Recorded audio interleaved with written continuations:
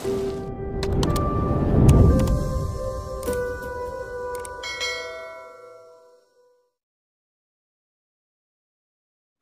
Ibu yang kami hormati, khususnya Pak Menteri PAN, bahwasanya untuk mencapai tata kelola pemerintahan yang baik perlu dibangun ASN yang profesional. Dan tentunya kita berharap kita dapat mewujudkan ASN yang terbebas dari intervensi politik, ASN yang bersih dari praktek KKN, ASN yang berkemampuan tinggi, dan tentunya sebagaimana yang diungkapkan Presiden, Bapak Presiden kita perlu ASN yang berkelas dunia. Undang-Undang Nomor 5 Tahun 2014 sudah berumur kurang lebih 7 tahun hingga saat ini. Banyak hal, peraturan yang terus berkembang, pengetahuan teknologi yang maju cepat, dan keharusan ASN untuk mengikuti dan beradaptasi dari perkembangan-perkembangan yang ada. Oleh karena itu, pada hari ini kita akan mencoba mendengarkan pandangan pemerintah tentang rancangan untuk perubahan dari Undang-Undang Nomor 5 Tahun 2014 tersebut. Untuk menyingkat waktu, pada hari ini kita memiliki beberapa agenda, termasuk juga di dalamnya akan disampaikan daftar inventarisasi masalah yang berkenaan dengan rencana kita untuk melakukan pembahasan perubahan Undang-Undang Nomor 5 Tahun 2014 30 menit. Barangkali kita tanyakan kesetujuan dari rekan yang hadir saat ini. Bapak setuju kita semua? Baik, untuk memulai acara kita pada hari ini kami persilakan Bapak Menteri PAN RB untuk menyampaikan materinya berkenaan dengan perubahan atau rancangan perubahan atas Undang-Undang Nomor 5 Tahun 2014 tentang aparatur sipil negara. Kami silakan, Pak. Terima kasih. Assalamualaikum warahmatullahi wabarakatuh. Selamat siang, salam sejahtera untuk kita semuanya. Om Swastiastu, Namo Buddhaya. Yang saya hormati pimpinan rapat hari ini yang dipimpin oleh Bapak Wakil Ketua, Saudara Ketua, Wakil Ketua, dan Bapak Ibu para anggota Komisi 2 yang saya hormati, yang mewakili Menteri Keuangan, Pak Dirjen, yang mewakili Menteri Hukum dan HAM, Pak Dirjen Kumham, yang mewakili Pak Mendagri, Pak Sekjen Kemendagri, hadir Sesmen dan semua Eselon 1, staf khusus dan Eselon 2, Kemenpan RB. Yang pertama, saya menyampaikan terima kasih dan mohon maaf pada Ketua Komisi 2 yang seharusnya agenda rapatnya adalah kemarin, hari Rabu. Kita minta dirubah hari ini karena kemarin ada rapat Kabinet Paripurna, sehingga semua menteri tidak bisa hadir. Dan hari ini juga ada rapat terbatas, membahas masalah-masalah hal yang krusial yang harus dihadiri oleh Menteri Keuangan, oleh Mendagri, oleh Menteri Hukum dan HAM, yang harusnya saya juga hadir, tapi kan nggak mungkin ini semua diwakili, kan nggak mungkin, jadi saya ditugaskan untuk tetap hadir di acara Komisi 2 DPR RI di sini. Bapak Ibu anggota yang saya hormati, beberapa hal yang ingin kami sampaikan secara singkat. Yang pertama, bahwa izinkan kami atas nama pemerintah menyampaikan apresiasi dan ucapan terima kasih kepada pimpinan dan anggota DPR, khususnya Komisi 2 DPR RI, yang telah menyampaikan usulan perubahan terhadap Undang-Undang Nomor 5 Tahun 2014 tentang aparatur sipil negara melalui Surat Ketua DPR Nomor LJ 4759/DPR RI /4 Romawi /2020 tertanggal 3 April 2020 kepada Presiden RI. Hal penyampaian rancangan undang-undang tentang perubahan atas Undang-Undang Nomor 5 Tahun 2014 tentang aparatur sipil negara. Usulan perubahan ini juga mencerminkan perhatian dan kepedulian Bapak Ibu anggota DPR RI khususnya yang terhormat terhadap berbagai permasalahan dalam manajemen aparatur sipil negara. Sehingga momen pembahasan perubahan ini akan banyak kita diskusikan, kita bicarakan, dan kita sempurnakan dari konteks undang-undang ini.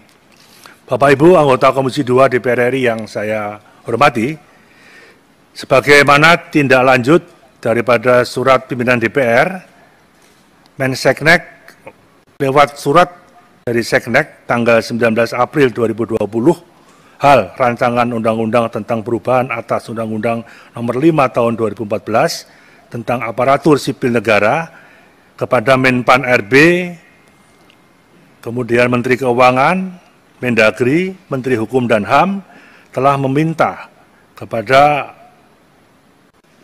menteri-menteri tersebut yang dikoordinir oleh Kemenpan RB melakukan pembahasan dan penyusunan daftar inventarisasi masalah dengan melibatkan kementerian lembaga yang terkait. Selanjutnya, khusus untuk menyelesaikan tenaga honorer, perlu kita pikirkan bersama sebagai solusi alternatif penyelesaian yang komprehensif dan berkeadilan bagi tenaga honorer yang ada, maupun calon pelamar lain di luar tenaga honorer yang juga perlu diberikan kesempatan untuk berkompetensi sesuai dengan sistem merit. Adapun usulan kami terkait dengan penyelesaian tenaga honorer dengan tetap dalam koridor ketentuan peraturan perundang-undangan yang ada saat ini, yaitu perlu dilakukan upaya-upaya sebagai berikut. 1. Memberikan kesempatan bagi mereka yang memenuhi persyaratan untuk mengikuti tes CPNS sesuai dengan peraturan perundang-undangan yang ada. 2. Bagi mereka yang tidak memenuhi persyaratan mengikuti tes CPNS, namun memenuhi persyaratan sebagai P3K, diberikan kesempatan mengikuti P3K. Bagi mereka yang tidak lulus CPNS, namun masih memenuhi persyaratan sebagai P3K, diberikan kesempatan untuk mengikuti tes P3K.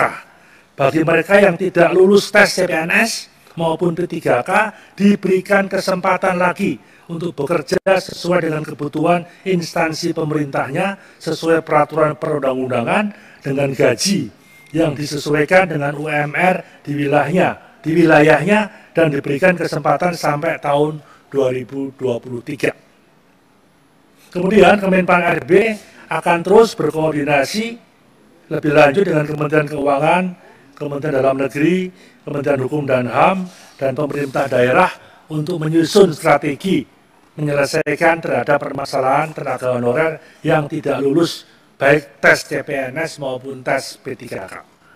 Pada kesempatan ini pula perlu kami laporkan bahwa tahun 2021 ini pemerintah juga akan melakukan rekrutmen 1 juta tenaga guru.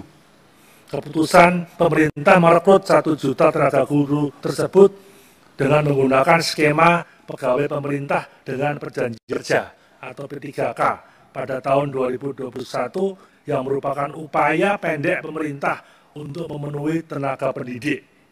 Rencana ini di samping untuk menyelesaikan kekurangan tenaga guru yang selama ini diisi oleh tenaga honorer, juga dimaksudkan untuk memberikan kesempatan bagi yang telah berusia di atas 35 tahun untuk memperoleh kepastian status kepegawaiannya.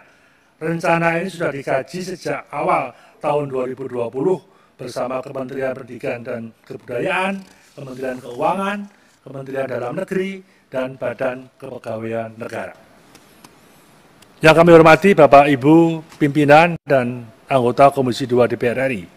Demikian beberapa pendapat yang dapat kami sampaikan, dan atas nama pemerintah sekali lagi kami menyampaikan ucapan terima kasih yang sangat besar kepada pimpinan dan Bapak Ibu anggota Komisi 2 atas segala perhatian terhadap tata kelola ASN selama ini, di mana harapan kami tentunya pemerintah dan DPR RI akan siap bekerja bersama-sama memberikan dan mendapatkan solusi yang terbaik dalam rangka membangun ASN yang profesional, yang berintegritas dalam rangka pelaksanaan pemerintahan, pembangunan, dan layanan publik. Sehingga ini bagian juga daripada reformasi birokrasi dalam upaya untuk konsolidasi peningkatan kualitas sumber daya manusia dan konsolidasi penyederhanaan birokrasi yang mana memperbesar, memberikan kewenangan leadernya kepada eselon 1 dan eselon 2, dan memangkas jabatan-jabatan struktural eselon 3, 4, 5 menjadi jabatan.